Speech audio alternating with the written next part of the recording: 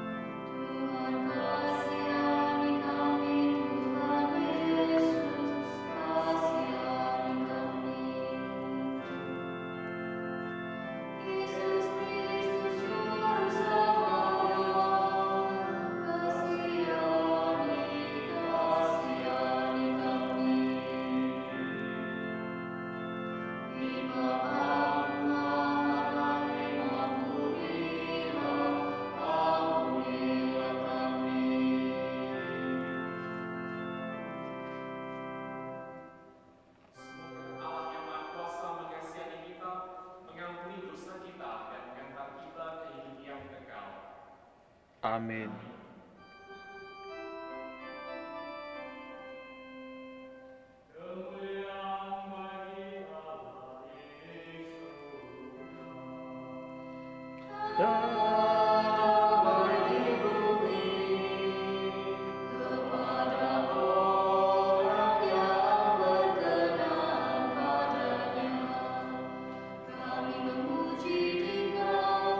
Kami memuji Dikau.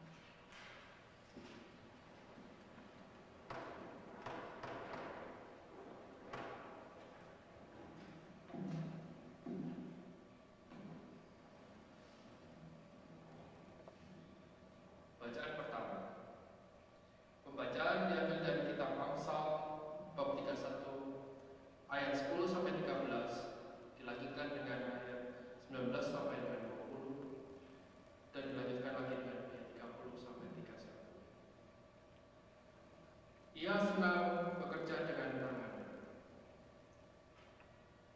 Istri yang cakap, siapakah akan mendapatkannya? Ia lebih berharga daripada permata. Hati suaminya percaya kepadanya. Suaminya tidak akan kekurangan keuntungan. Ia berbuat baik kepada suaminya dan tidak berbuat jahat sepanjang umurnya. Ia mencari ulu domba dan ramah, dan senang bekerja dengan tangannya. Tangannya ditaruhnya pada jentera, jari-jarinya memegang pemintal. Ia memberikan tangannya kepada yang tertindas, mengulurkan tangannya kepada yang miskin. Kemolekan adalah bohong dan kecantikan adalah sia-sia. Tetapi istri yang takut akan Tuhan dipuji-puji. Berilah kepadanya bagian dari hasil tangannya. Biarlah perbuatannya memuji dia di pintu-pintu gerbang. Demikianlah sabda Tuhan.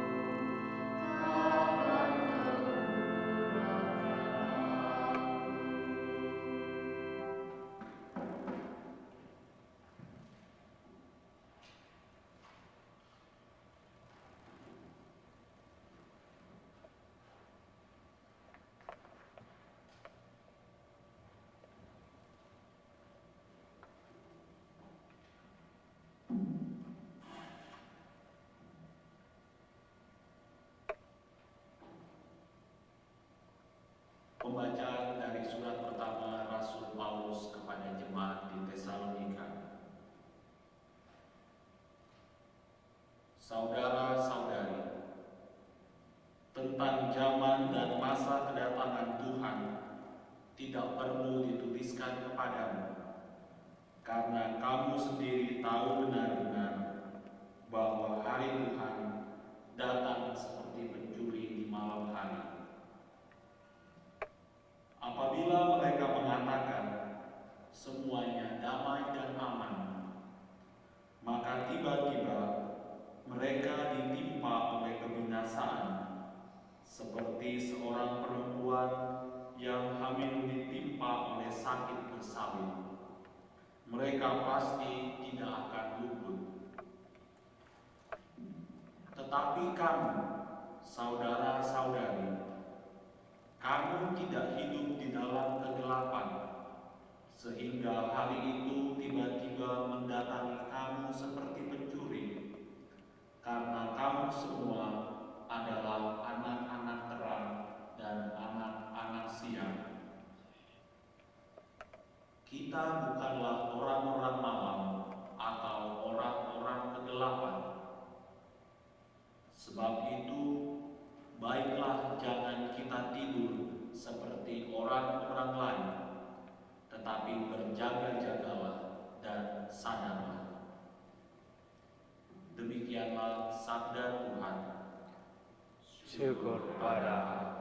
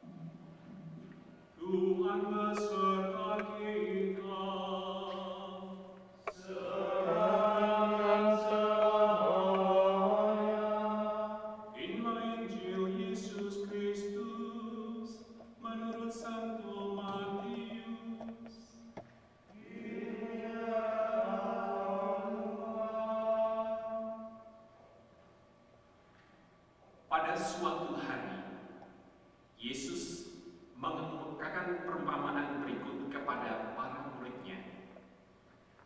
Hal kerajaan surga sama seperti seseorang yang mau bepergian ke luar negeri.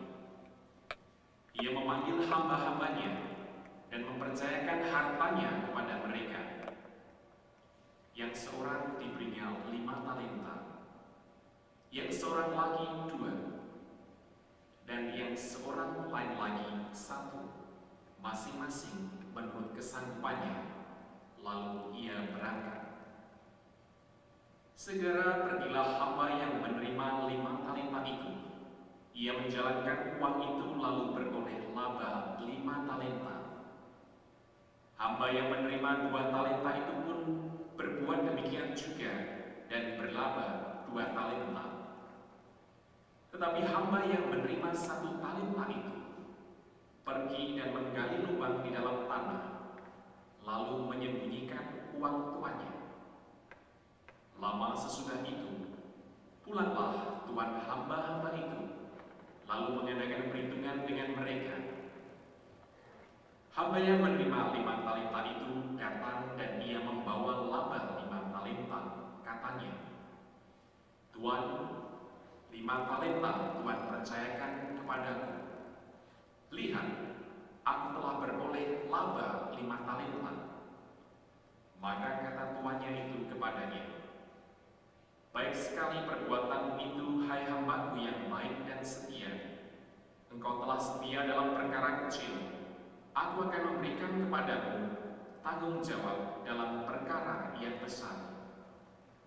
Masuklah dan turutlah dalam kebahagiaan Tuhanmu. Lalu datanglah hamba yang menerima 2 talenta itu, katanya, Tuan, 2 talenta Tuhan percayakan kepadaku. Lihat, aku telah beroleh laba 2 talenta. Maka kata tuannya itu kepadanya, baik sekali perbuatanmu itu, hai hambaku yang baik dan setia. Engkau telah setia memikul tanggung jawab dalam perkara yang kecil.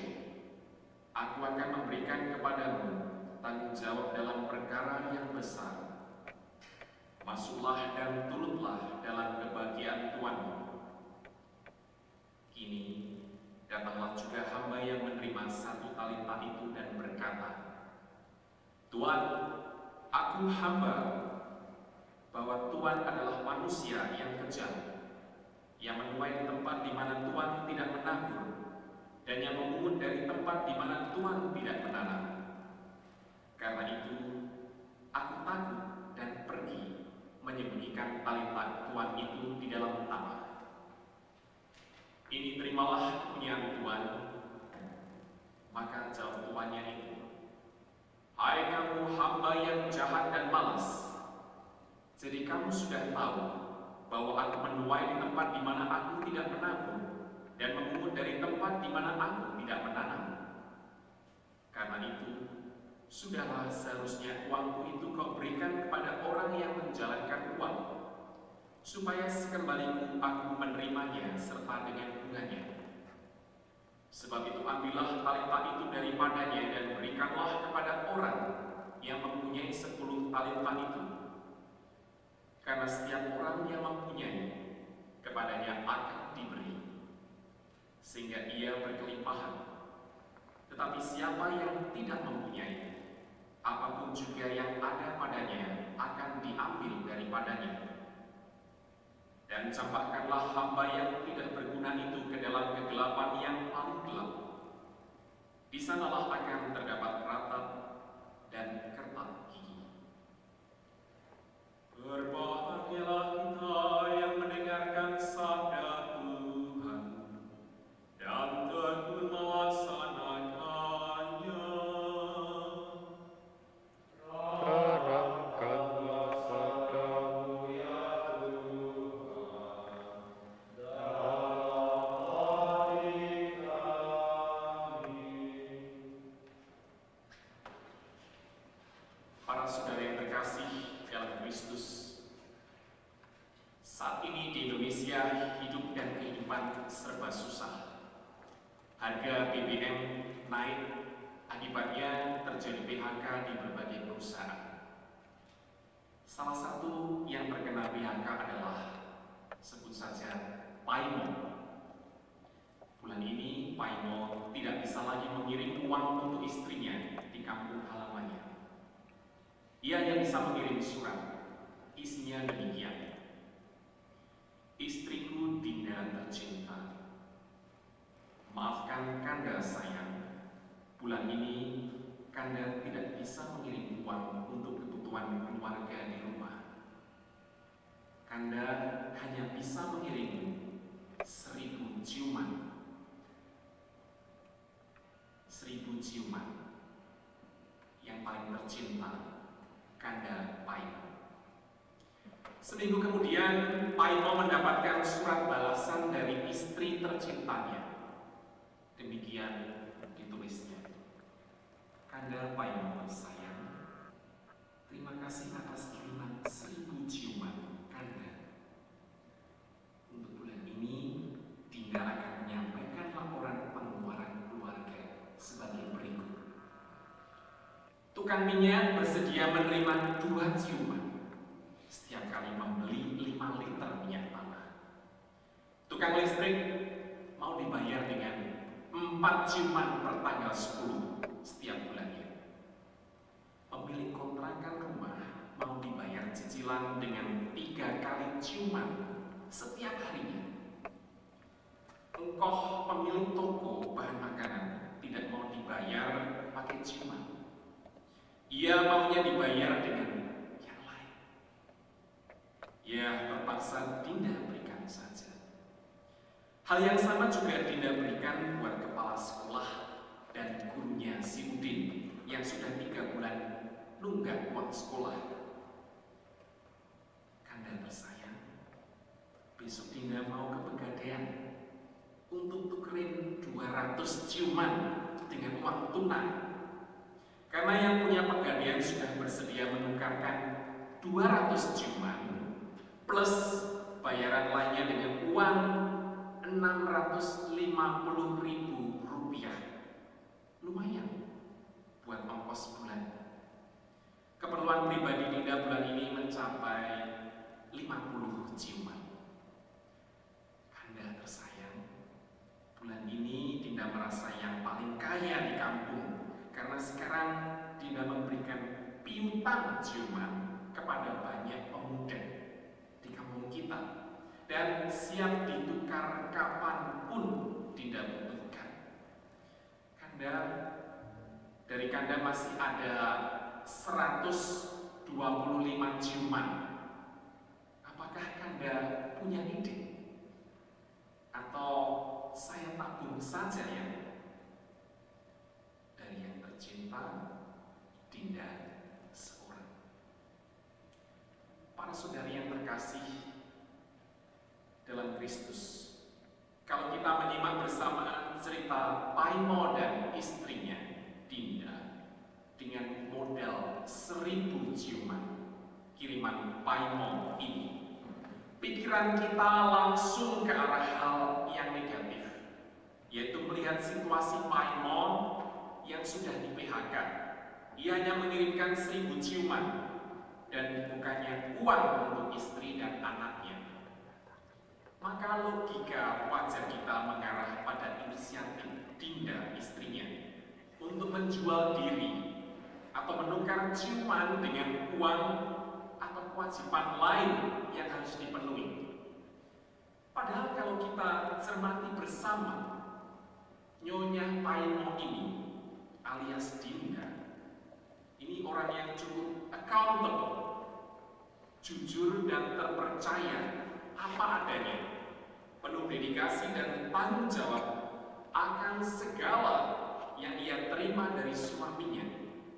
Bayangkan saja, 1000 ciuman kiriman suaminya Paimo ini